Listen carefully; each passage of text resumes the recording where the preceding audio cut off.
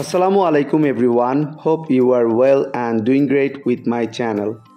আজকের এই ভিডিওতে আমি আপনাদের সাথে শেয়ার করব একটি অ্যাডভান্স ইংলিশ স্ট্রাকচার। সো ভিডিওটি না টেনে শেষ অবধি দেখুন। সে বিষয়টি জানে কিনা জিজ্ঞাসা করা যাক। সে তাকে ভালোবাসতো কিনা জিজ্ঞাসা করা যাক। সে তাকে বিয়ে করতে চায় কিনা জিজ্ঞাসা করা যাক।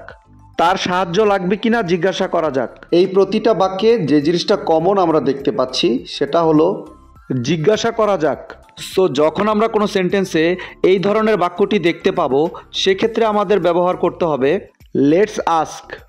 এই টাইপের বাক্যগুলোকে ইংলিশে বলতে হলে সেন্টেন্স স্ট্রাকচারটি হবে let's ask plus object pronoun plus if plus subject plus verb plus others. চলুন তাহলে এই স্ট্রাকচারটি দিয়ে এক্সাম্পলগুলি দেখা যাক। সে বিষয়টি জানে কিনা জিজ্ঞাসা করা যাক।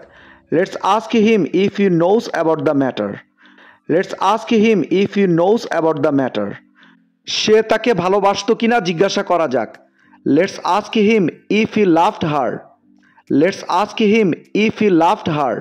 সে তাকে বিয়ে করতে চায় কিনা জিজ্ঞাসা করা যাক। Let's ask him if he wants to marry her. Let's ask him if he wants to marry হার। তার সাহায্য লাগবে কিনা জিজ্ঞাসা করা যাক। Let's ask him if he needs help.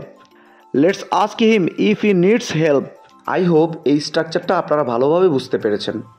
Now it's your turn. সেখানে কেউ ছিল কিনা তাকে জিজ্ঞাসা করা যাক।